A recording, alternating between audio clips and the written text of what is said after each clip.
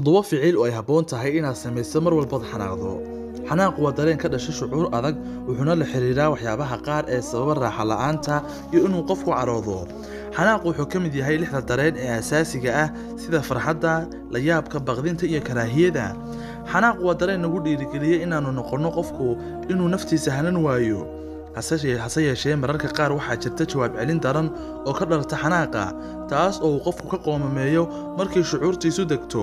Sidaas daraaddeed waa muhiim inuu qofku isbaro sida loo maareeyo jawaab celinta ka dhalata xanaaqa. Haddaba waxaan kugu soo gudbin doonaa halkan 7 ficil oo ay habboon tahay inaad samayso mar walbaad xanaaqdo. 1. Fasax qaado isla marka aad dareentid inaad xanaaqsan tahay. Waxaad fasax ka qaadataa wax walba oo aad samaynaysay markaas iyo wax walba oo kaa caraysiin kara. mar walbana xasuusnow, qasab ma aha inaad u jawaabtid ama aad wax ka qabatid xaaladda markaas taagan. Haddaba haddii aad xanaaqdid adigoo jooga goobtaada shaqada, u soo bax dibadda si aad u qaadatid neecaw wanaagsan. Haddii aad xanaaqdid adigoo jooga gurigaaga, isku day inaad gashid qol kale oo aad ku nasatid amaba suuliga si aad u hesho jawi degan. 2. U ogolow naftaada inay dareento xanaaqa. Xanaaqu waa dareen caadi ah oo dadkoo dhan ay dareemaan. sidaas daraaddeedna sii naftaada waqti yar ay ku dareento xanaaqa si aad u aqbashid xaalado kala duwan. 3. Qaado neef qoto dheer. Neefsashada qotada dheer waa tallaabooyinka ugu muhiimsan ee la qaado si loo kordhiyo oksijiinta dhiigga. Sababtoo ah haddii siyaado oksijiinta dhiigga, waxaa siyaadaya geedi socodka maskaxdaada. tiro ilaa 3 adigoo jiidaya neeftaada, istaaji oo tiir ilaa 3 inta aadan soo bixin hawada. Xaqiiji neeftaas inay balaarisay sanbabada iyo calooshaada. Sii wad neeftaas ilaa aad ka dareemayso inaad degtay. 4. Istusi muuqaal wanaagsan. Haddii aad weli dareemayso inaad degin, qiyaas adigoo jooga meel muuqaal ku farxad gelinaya, kuna fikir iftiinkeeda, neecawdeeda iyo quruxdeeda. Waa caadi haddii ay tahay muuqaal adigoo caruurnimadaadii daawanaya oo kale. 5.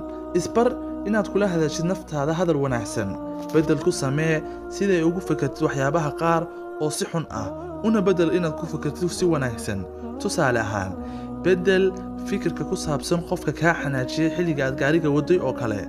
Inaad dhahday xayawaankaas wuu ijiiri gaaray maanta, gaariga ayuuna igu buusay. U bedel hadalladaas xumaanta ah, miskiinkan maanta wuu degdegsanaa, waxaana laga yaabaa inuu dhakhtarka ka daahsanaa, laakiin alxamdulillaah eebba waa i badbaadiyey. 6. Samee dhaqdhaqaaqa jirka. Jimicsiga ayaa muhiimad weyn u leh caafimaad qabka jirka bini'aadamka guud ahaan. Dhaqdhaqaaqa jirka oo loo joogteeyo waxay xakamaysaa dareennada qaar oo xanaaqu ka mid yahay. Jimicsiyada ama dhaqdhaqaaqyada ugu wanaagsan xanaaqa waxaa ka mid ah orodka, kubadda cagta oo aad ciyaarto, dabaasha, kubadda kolayga oo aad ciyaarto, jimicsiga miisaanka iyo jimicsiga feerka. 7. Seexo hurdo kugu filan. Hurdadu waa shay aasaasi u ah jirka.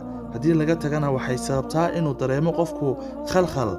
Dadka weyn waxay u baahan yihiin 7 ilaa 8 saacadood oo hurdo caafimaad ah si ay jirkooda iyo maskaxdoodu ay u noqoto mid sareysa.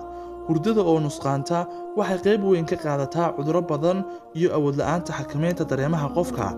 Haddaba 7 ficil waxay habboon tahay inaad samayso mar walba oo xanaaqdo.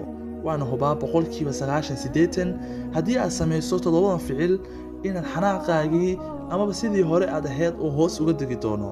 haddii aad xanaaqsan tahay samee 7 ficil. mahadsanid.